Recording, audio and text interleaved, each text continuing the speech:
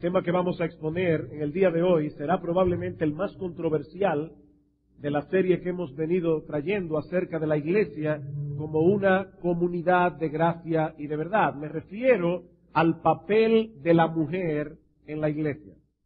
El papel de la mujer en la iglesia. Muchas personas entienden que el papel que les ha tocado a las mujeres tradicionalmente en la iglesia no es más que el reflejo de una cultura machista que contempla a las mujeres como ciudadanas de segunda categoría en el reino de Dios. Estos abogan por una mayor participación de la mujer en el ministerio, incluyendo el ministerio de predicación y el ministerio pastoral. En el otro extremo están aquellos que reducen de tal manera el ministerio de las mujeres en la iglesia que no dejan mucho margen para que éstas desarrollen y pongan en práctica los dones que el Señor les ha dado para beneficio de todo el cuerpo. Pero como espero demostrar en el estudio de hoy, así como del próximo domingo, si el Señor lo permite, ninguno de estos dos extremos reflejan lo que la Biblia enseña con respecto al papel de la mujer en la iglesia. Las mujeres no son ciudadanas de segunda categoría en el reino de Dios, pero fueron colocadas en un contexto de autoridad que no debe ser violentado en el ejercicio de sus dones y talentos. Ahora, antes de pasar a considerar este tema desde una perspectiva bíblica, quisiera detenerme unos minutos en la perspectiva feminista del papel de la mujer en la iglesia. Y voy a traer a colación algunos datos que ya había compartido con la iglesia hace unos años atrás, en otro contexto, en otra serie de sermones. Pero mis hermanos y amigos que están aquí en esta mañana, este es un tema sumamente relevante en el día de hoy. Y toda iglesia necesita conocer cuál es el papel que corresponde a las mujeres dentro de ella. Pero vamos a ver en primer lugar la perspectiva feminista del papel de la mujer en la iglesia. Contrario a lo que muchos puedan pensar, el feminismo no es un fenómeno reciente.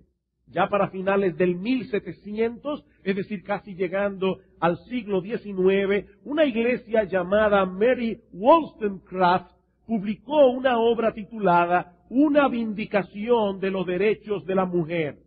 Y un año más tarde, tanto en Francia como en los Estados Unidos, se publicaron obras similares. Y de este modo comenzó un movimiento que cobró bastante fuerza en el siglo XIX y que trajo como consecuencia algunas reivindicaciones con respecto a los derechos de la mujer.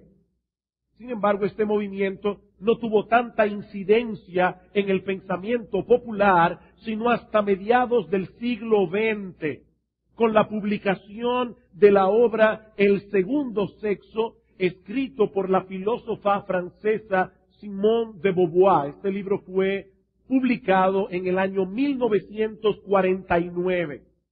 Durante sus años de estudios, Simone de Beauvoir conoció al también filósofo francés Jean-Paul Sartre, y los dos compartieron una unión sumamente peculiar. Tanto Sartre como de Beauvoir promovieron el existencialismo.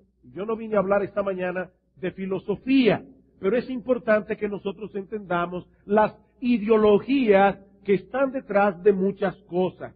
¿Qué es el existencialismo? Bueno, explicado de la manera más sencilla posible, es una filosofía basada en el concepto de que cada individuo debe tomar responsabilidad de darle sentido a su vida en un mundo incierto y sin sentido. Los existencialistas como Sartre y de Beauvoir parten de la premisa de que Dios no existe. Si Dios no existe, nosotros somos meramente un accidente en este mundo. Y si somos un accidente en este mundo, entonces esta vida no tiene sentido. Cada individuo debe procurar darle sentido a su vida en este mundo sin sentido. Y lo que propone de Beauvoir en El segundo sexo es un modelo de interacción entre el hombre y la mujer basado en esa filosofía. Su tesis primaria es que a la mujer se le ha asignado un estatus de segunda clase en la sociedad que no le permite asumir completamente la responsabilidad de darle sentido a su vida. Ella alega que este es un mundo definido y controlado por los hombres y que las mujeres han sido forzadas a conformarse al modelo que ellos crearon para su propio placer, obviamente, y para su propio beneficio. ¿Qué solución propone Simone de Beauvoir? Ella propone destruir la superioridad masculina y rehusarse a moldarse al papel tradicional que se le ha asignado a la mujer como madre y como esposa. Ella dice, y cito aquí a Simone de Beauvoir, que la mujer debe ser obligada a proveer para sí misma. El matrimonio debe estar basado en un acuerdo libre que los esposos puedan romper cuando quieran. La maternidad debe ser voluntaria, lo que significa que la contracepción y el aborto deben ser autorizados y que todas las madres y sus hijos deben tener los mismos derechos dentro y fuera del matrimonio. El Estado, sigue diciendo ella, debe proveer licencia para las embarazadas y asumir la responsabilidad de los hijos. Termino la cita. Obviamente, si el Estado no asume la responsabilidad de los hijos que esas mujeres tienen, ellas no van a poder responsablemente dedicarse a darle sentido a su vida. Van a estar atadas por la maternidad. En un principio, el libro de Simone de Beauvoir no tuvo impacto en los Estados Unidos, hasta que una periodista norteamericana llamada Betty Friedan publicó a principios de los 60 un libro que se hizo muy popular en esa década, titulado La mística femenina. Y este libro presentaba las mismas enseñanzas de Simone de Beauvoir, pero en un estilo, en una forma que apelaba más a la mente del norteamericano.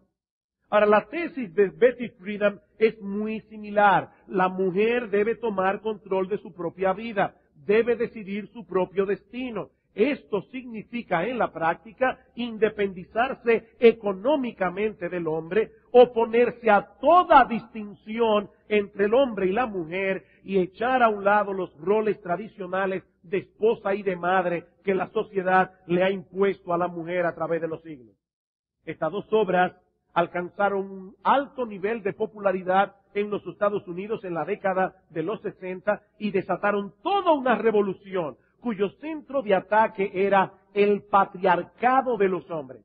Y esta palabra es sumamente importante en la literatura feminista, el patriarcado, el pater archei, es decir, el dominio de los hombres sobre las mujeres.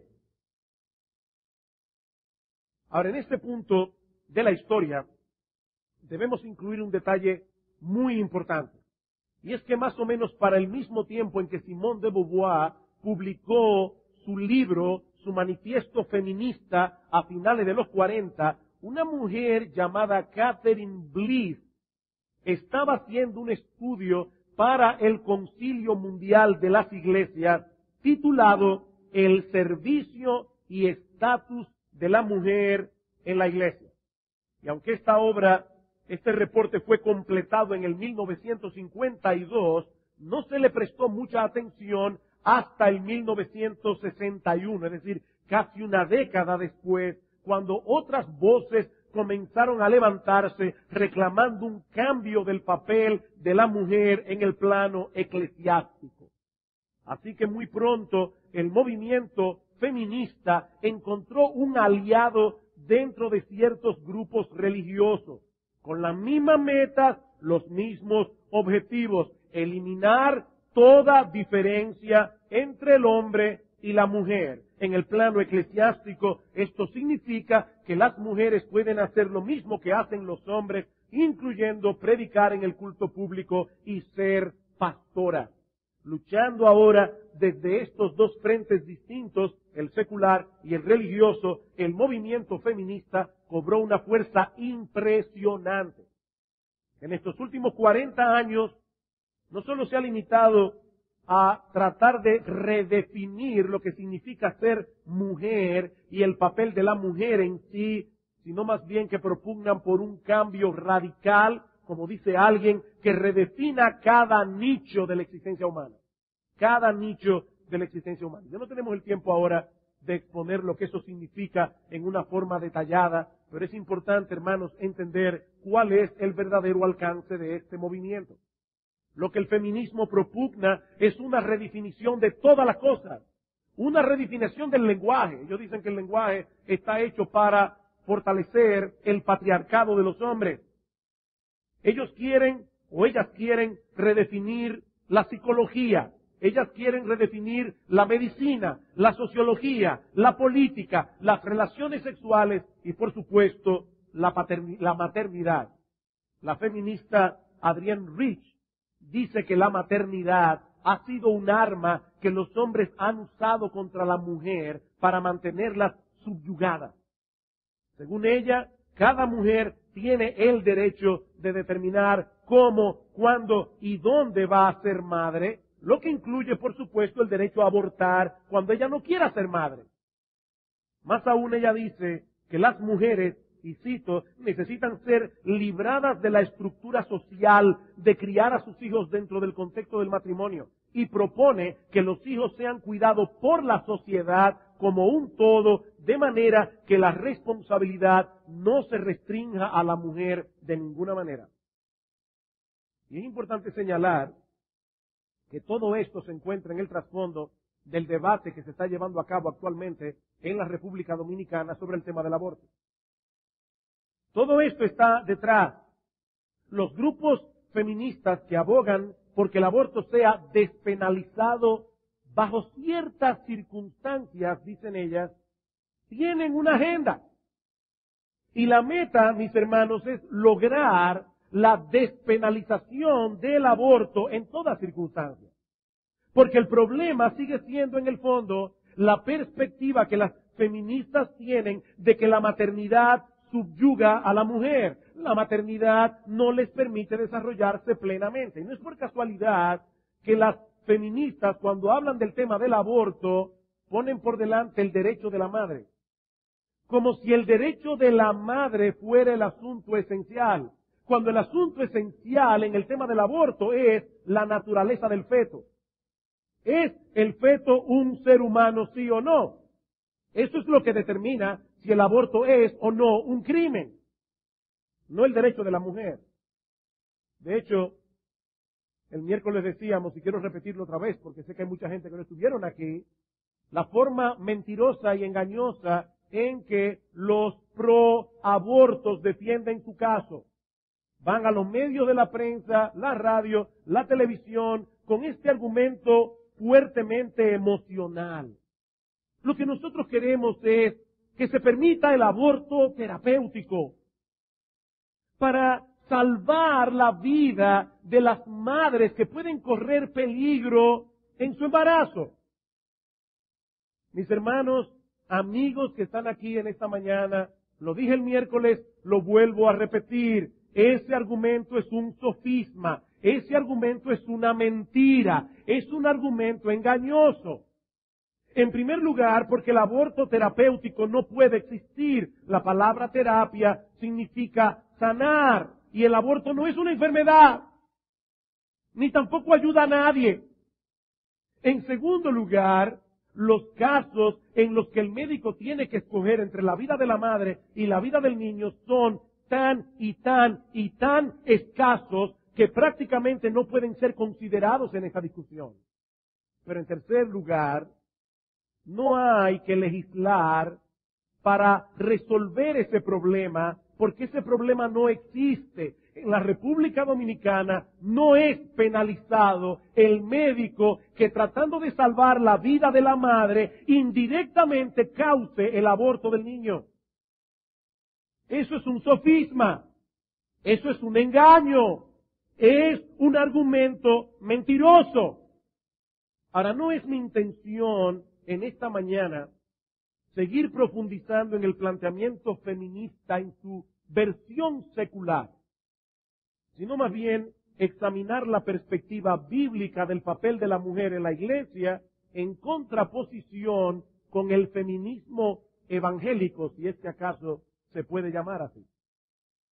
Como decía en la introducción, muchas personas al día de hoy argumentan que si la mujer no puede enseñar en el culto público o asumir el rol de pastoras en la iglesia, se les está discriminando y se les está tratando como seres inferiores en relación al hombre. Pero hay algunas cosas, básicamente 4 cosas, que quiero señalar aquí y que nos van a permitir considerar el rol de la mujer en la iglesia desde una perspectiva bíblica. Y lo primero es que Dios creó al hombre y a la mujer con similitudes y diferencias. ¿Para qué? Para que puedan complementarse el uno al otro y así mostrar más plenamente la imagen y semejanza de Dios. Dice en Génesis capítulo 1, en el versículo 27, y creó Dios al hombre a su imagen. A imagen de Dios los creó. Varón y hembra los creó. Varón y hembra. Ambos comparten la misma humanidad. Ambos comparten la misma dignidad. Tanto el hombre como la mujer poseen inteligencia, voluntad, emociones, y ninguno es superior al otro en este sentido. Pero Dios hizo a uno hombre y a la otra la hizo mujer, teniendo cada uno las características físicas y emocionales que hacen que el hombre sea hombre y la mujer sea mujer. Eso es una realidad. Es una realidad que está a la vista de todos. Y tanto la sociedad como la iglesia funcionan mejor cuando el hombre actúa como hombre y la mujer actúa como mujer. Decir que una mujer es denigrada a menos que se comporte como un hombre y sea tratada como un hombre es denigrar a la mujer. Voy a repetir eso otra vez. Decir o pretender que una mujer se comporte como un hombre y sea tratada como un hombre es denigrarla como mujer. Ahora resulta que hay mujeres que se molestan cuando uno le abre la puerta del carro, porque es tratarla como un ser inferior. No, es tratarte con caballerosidad. Y por supuesto, hay hombres que se agarran de eso para no pagar las cuentas, para no cargar los paquetes. Imagínense que una mujer viene a donde Alberto Rincón y le dice, yo quiero cantar en el coro. ¿Y cuál es la voz que tú quieres cantar? Yo quiero ser tenor. Mira, escúchame, las mujeres no son tenores. Las mujeres pueden ser sopranos. No me discriminen. Yo quiero ser tenor. Pero es que esto es un asunto de discriminación, es que las mujeres no cantan como los tenores. Las mujeres cantan como las sopranos. Porque Dios la creó de esa manera. Dios hizo sus cuerdas vocales para que las mujeres no canten como los hombres. Y no es necesario que lo hagan. Eso no es discriminación. Eso no significa denigrar a la mujer. Eso lo que significa es tratar a la mujer como lo que la mujer es, una mujer. Lo segundo que debemos considerar es que Dios creó un esquema de autoridad en el mundo que refleja el orden operacional de la misma Trinidad. Voy a repetir esto. Dios creó un esquema de orden en el mundo que refleja, se asemeja al orden operacional de la Trinidad. Pablo dice en 1 Corintios capítulo 11 versículo 3, pero quiero que sepáis que Cristo es la cabeza de todo varón. El varón es la cabeza de la mujer. Y Dios el Padre, obviamente, es la cabeza de Cristo. Dios el Padre es la cabeza de Cristo. Pero Dios el Padre no es más Dios que Dios el Hijo. Lo que se está diciendo allí es que en su modo de operación, Dios el Hijo voluntariamente se somete a la autoridad de Dios el Padre. Eso no denigra a Dios el Hijo. Eso no lo hace ser menos Dios. Eso no coloca a Dios el Hijo como un ser inferior. Es Dios sobre todas las cosas. Pero voluntariamente se somete al esquema de autoridad de la Trinidad en sus operaciones. Pues de la misma manera, la mujer debe colocarse voluntariamente bajo la autoridad de su marido para reflejar de ese modo funcionalmente la Trinidad. Ahora, fíjense que dije, la mujer debe colocarse voluntariamente. Hombres que están aquí en esta mañana, es importante que aclare esto. La Biblia en ninguna parte le da una orden a los hombres para que sometan a sus mujeres. No, el mandato que Dios te da a ti es que la ames, como Cristo amó a la iglesia. Dios no te manda a someter a tu mujer. Ahora, Dios sí le manda a la mujer someterse al hombre. Ella voluntariamente, como un ser libre, se somete a la autoridad de su marido. Esto no es un asunto meramente cultural, como dicen algunos, tampoco vino a ser así por causa de la caída. Era parte del diseño original de Dios al crear al hombre y a la mujer. Ahora, algunos quieren torcer la enseñanza de este pasaje afirmando que la palabra cabeza no significa dominio y autoridad, sino más bien fuente de origen.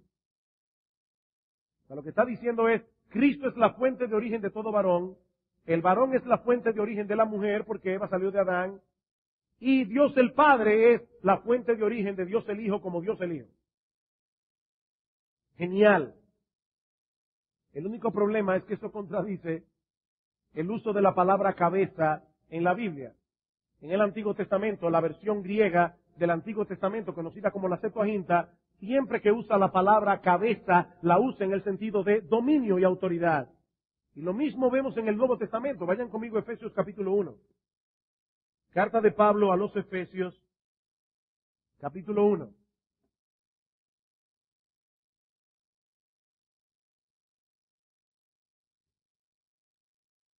Versículos 19 al 23. Pablo está orando aquí por los hermanos de Éfeso para que Dios alumbre los ojos de su entendimiento de manera que ellos puedan ver, versículo 19, cuál es la supereminente grandeza de su poder para con nosotros los que creemos según la operación del poder de su fuerza, la cual se operó en Cristo resucitándole de los muertos y sentándole a su diestra en los lugares celestiales, sobre todo principado y autoridad y poder y señorío y sobre todo nombre que se nombra no solo en este siglo, sino también en el venidero.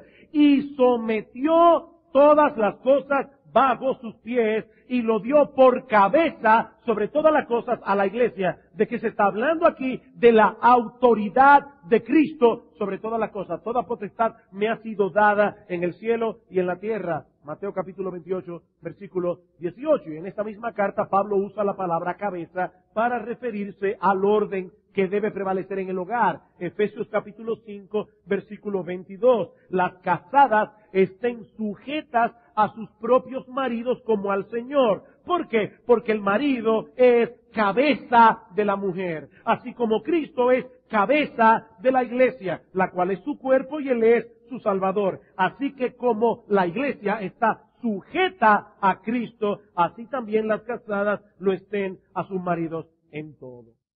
No tiene sentido decir que las esposas, o mejor dicho, que los esposos son la fuente de origen de las esposas. Si bien eso se puede aplicar a Adán, porque Eva salió de él, este texto en Efesios capítulo 5 no habla de Adán y Eva. Allí no dice que Eva debía someterse a Adán porque salió de él. Allí dice las casadas, todas las casadas de todas las edades, deben someterse a sus maridos en todo. ¿Por qué? Porque el marido es cabeza, es la autoridad puesta por Dios en el matrimonio. Dios diseñó un esquema de autoridad para el hogar, un esquema, repito, que refleja la autoridad en el modo de operaciones del Dios Trino. Y mis hermanos, ese esquema de autoridad debe ser evidente también en la iglesia. 1 Timoteo, capítulo 2. 1 Timoteo, capítulo 2, versículo 11.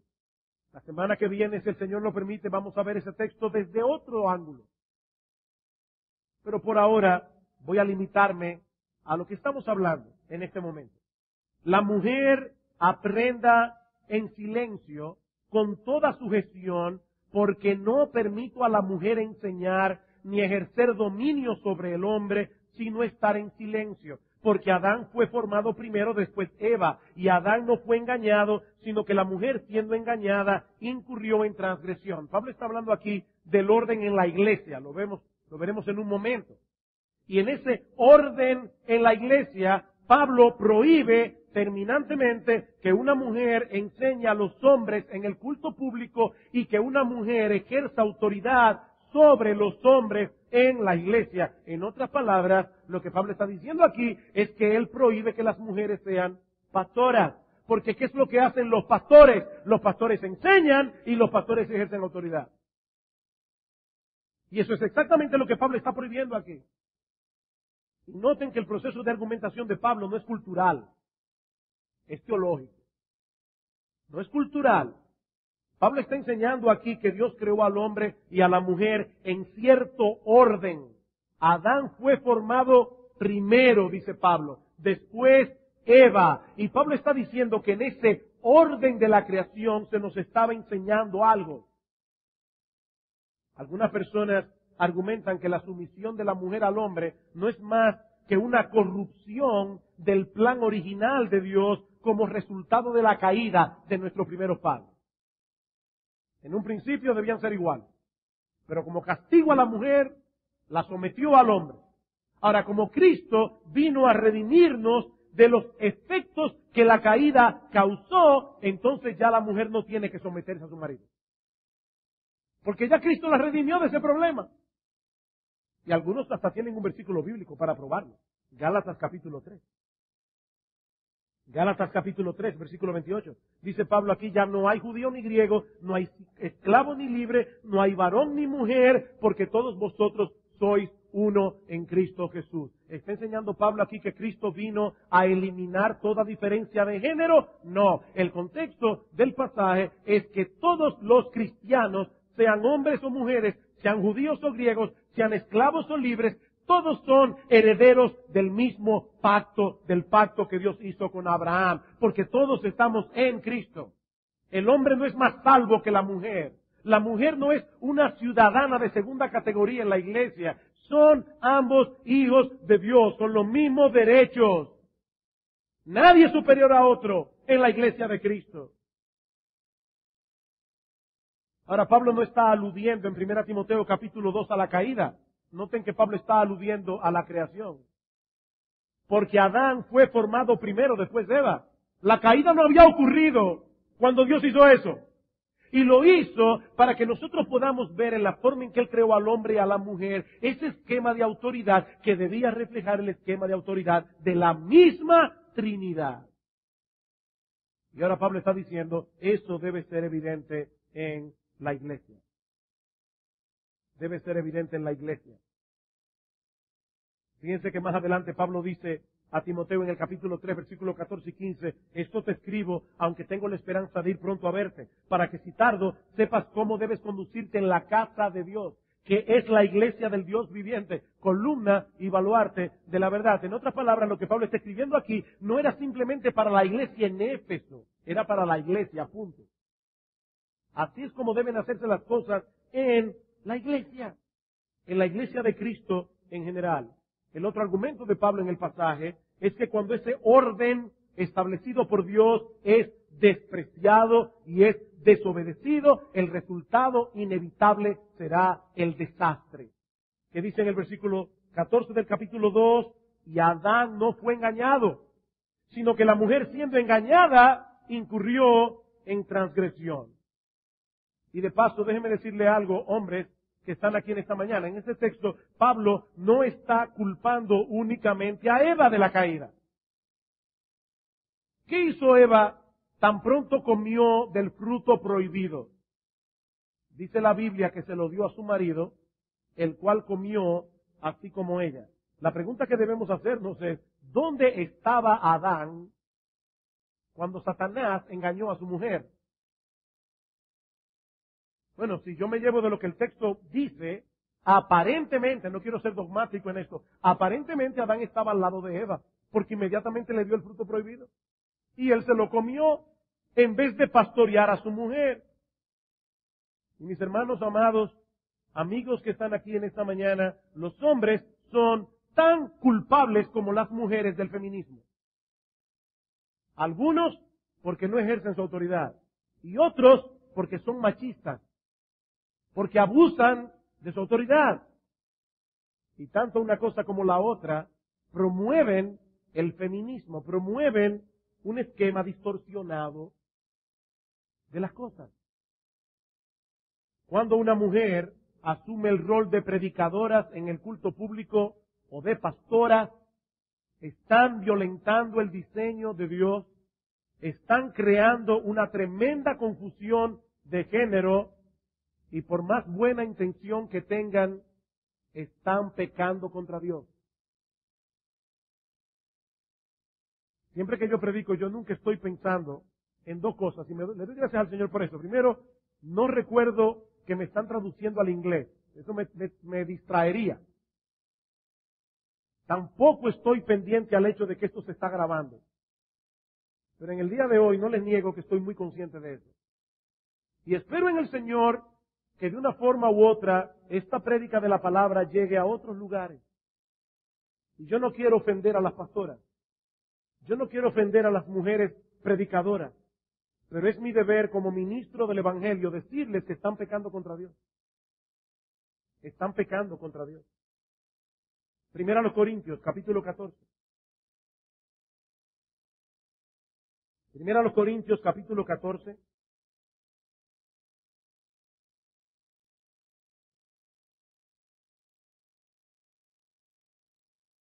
Versículo 32.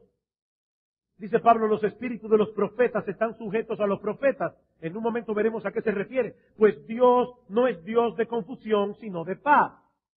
Y ahora dice, como en todas las iglesias de los santos, vuestras mujeres callen en las congregaciones, porque no les es permitido hablar, sino que estén sujetas como también la ley lo dice. Y si quiere aprender algo, pregunten en casa a sus maridos, porque es indecoroso que una mujer hable en la congregación.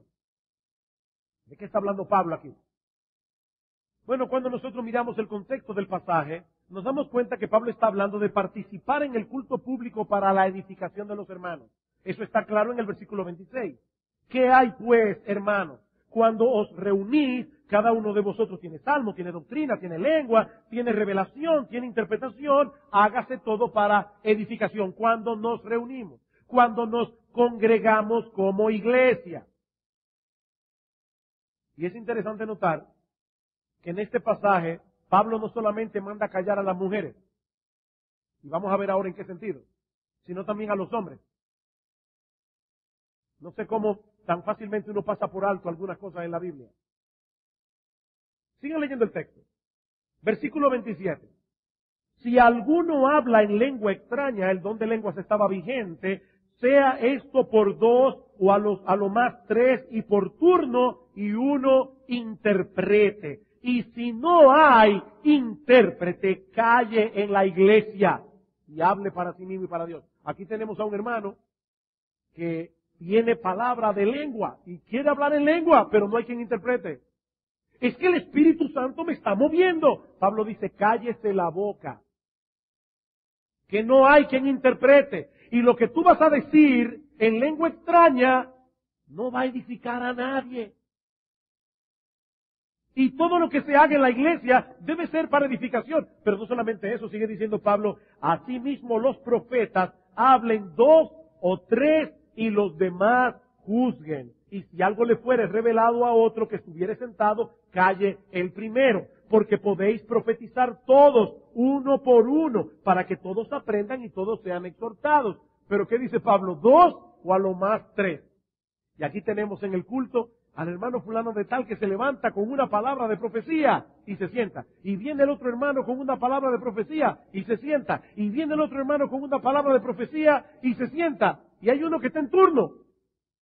¿Y ahora qué hago? Espera la semana que viene. Que es 2 o a lo más 3. Así que no son solamente las mujeres las que deben callar en el culto público. Se le da una orden también a los hombres en el ejercicio de sus dones. Y es en ese contexto que Pablo dice, los espíritus de los profetas están sujetos a los profetas. Es que yo no puedo callarme. Es una revelación directa del Espíritu de Dios. Los espíritus de los profetas están sujetos a los profetas. Cállate la boca. Espera tu turno. Y si no te tocó, espera la semana que viene. Que nadie se va a morir por eso. Espera tranquilo. Y ahí es que Pablo dice, porque Dios no es Dios de confusión, sino de paz. Y por tanto, como en todas las iglesias de los santos, vuestras mujeres callen en la congregación. Porque no les es permitido hablar. ¿Hablar qué? ¿Significa eso, mis amados hermanos, varones, masculinos, que cuando lleguemos a la iglesia tenemos que ponerle un zipper en la boca a nuestras mujeres para que no hablen? No, no es de eso que Pablo está hablando aquí. Pablo está hablando de una participación en el culto público, que es el tema que viene tratando para la edificación de los demás. Pablo está diciendo, las mujeres no tienen esa autoridad. Y Pablo tuvo inclusive que decirles, y si tienen alguna pregunta, pregunten en casa a sus maridos. En Corinto, las mujeres eran muy liberales. Eso es famoso en la historia.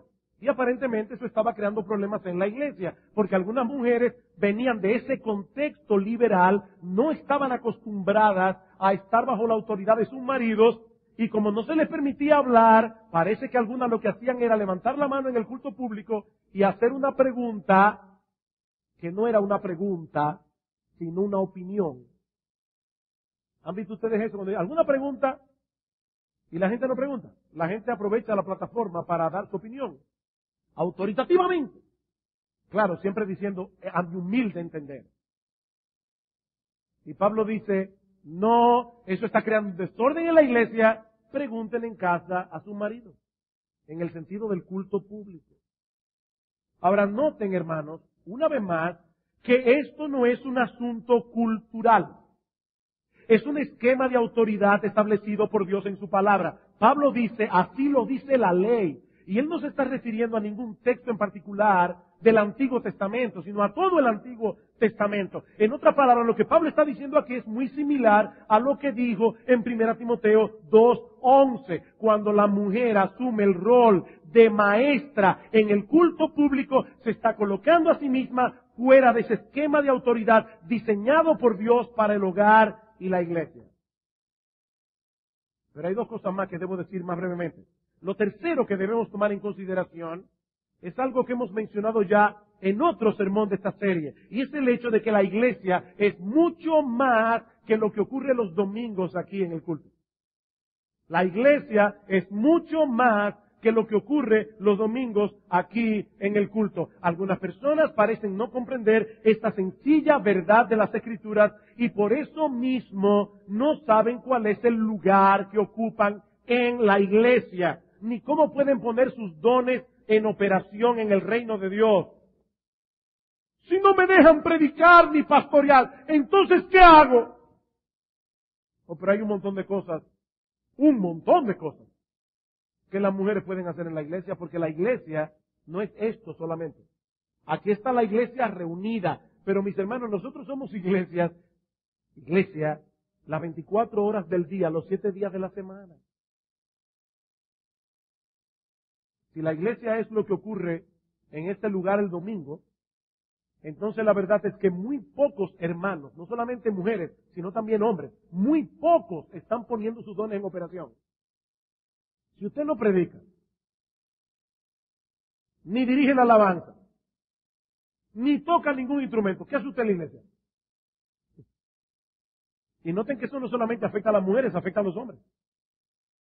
Los hombres que no predican, no son denigrados en la iglesia. Porque vuelvo y repito, esto no es un asunto de superioridad, es un asunto de dones y es un asunto de vocación. Y como espero que veamos el próximo domingo, las mujeres juegan un papel de suprema importancia en la vida y ministerio de toda iglesia local. Suprema importancia.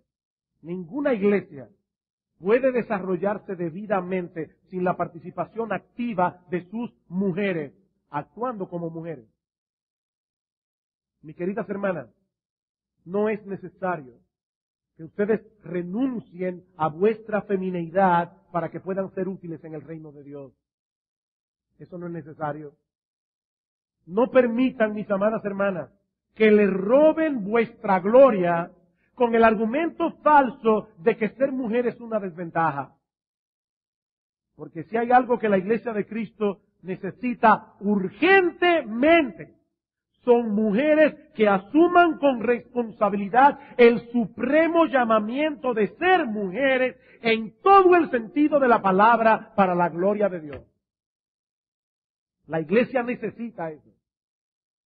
Y lo necesita con urgencia. Pero hay otro aspecto que veré todavía más brevemente, y es que los textos de 1 Timoteo capítulo 2 versículo 11, la mujer calla en la... no le permito a la mujer enseñar, y el texto de 1 Corintios capítulo 14 versículo 34, las mujeres callen en las congregaciones, no anulan el resto de las enseñanzas del Nuevo Testamento, cuyos escritos fueron dirigidos a iglesias donde habían hombres y mujeres juntos. Por ejemplo, cuando Pablo escribe en Efesios capítulo 4, versículo 11 en adelante, que Cristo ha dado pastores a la iglesia, ¿para qué? Para equipar a los santos, ¿para qué? Para que ellos hagan la obra del ministerio. ¿Lo está diciendo únicamente para los hombres? Cuando nosotros venimos aquí a traer la palabra de Dios y enseñamos la palabra de Dios, ¿estamos enseñándole únicamente a los hombres? No. Nosotros estamos aquí equipando a los santos, hombres y mujeres. ¿Para qué? Para que los santos, hombres y mujeres, hagan la obra del ministerio. Hasta que todos lleguemos a la unidad de la fe y del conocimiento del Hijo de Dios, a un varón perfecto. Cuando todos, según la actividad propia de cada miembro, contribuye al crecimiento del cuerpo, que se va edificando en amor, hablando la verdad los unos con los otros. ¿Está hablando únicamente de los hombres? No. No. Todos estamos siendo equipados por el ministerio de enseñanza de la iglesia, para que todos nos ayudemos mutuamente, según los dones que Dios ha dado a cada uno, independientemente de que sea hombre o mujer. Mis hermanos, Dios no restringe a las mujeres del ministerio pastoral o de la enseñanza en el culto público porque las mujeres sean menos espirituales o menos capaces o menos inteligentes que el hombre. Esa no es la razón.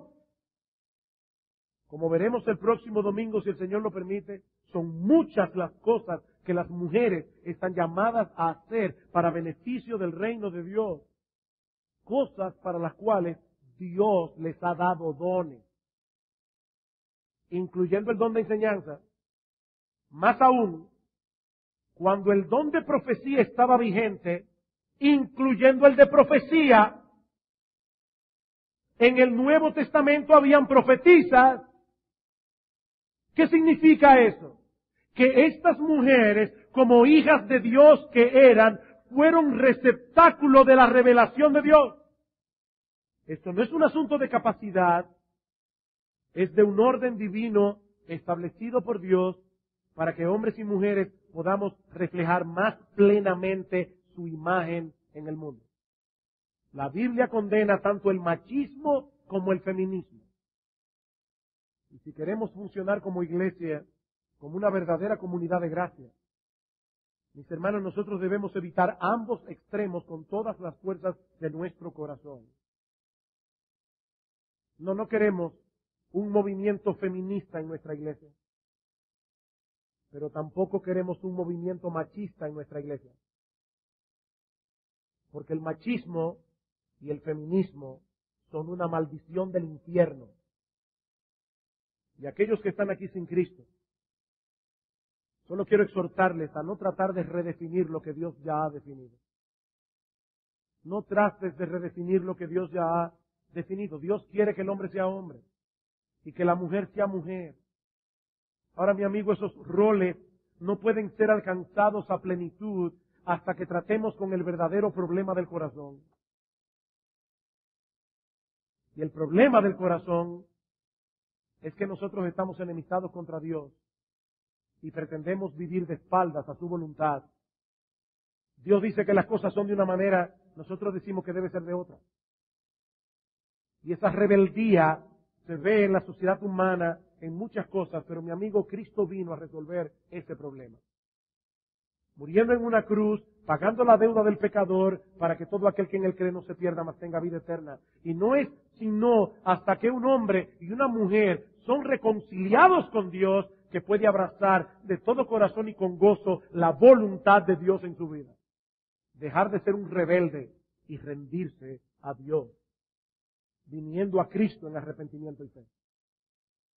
Que Dios bendiga y prospere su palabra en esta mañana. Vamos a orar. Padre, nosotros queremos darte muchas gracias porque tú no nos has dejado a tientas y en oscuridad para que nosotros podamos entender cuál es nuestro rol en la vida, en la sociedad, en el hogar, en la iglesia. Señor, gracias por tu palabra. Ella es viva y eficaz. Ella es lámpara a nuestros pies. Ella es lumbrera a nuestro camino. Padre, líbranos de las distorsiones del mundo. Señor, líbranos de ese molde en el que el mundo quiere encajarnos y ayúdanos a renovarnos por la transformación de nuestro entendimiento. Señor, libra a Iglesia Bíblica del feminismo, pero libra a Iglesia Bíblica del machismo. Oh Señor, ayuda a nuestras amadas y queridas hermanas a ser mujeres en el pleno sentido de esa palabra para tu gloria. Pero Señor, ayúdanos a nosotros a ser hombres en el más pleno sentido de ese término para la gloria de tu santo y precioso nombre. Alabado seas, bendito sea tu nombre en Cristo nuestro Salvador. Amén.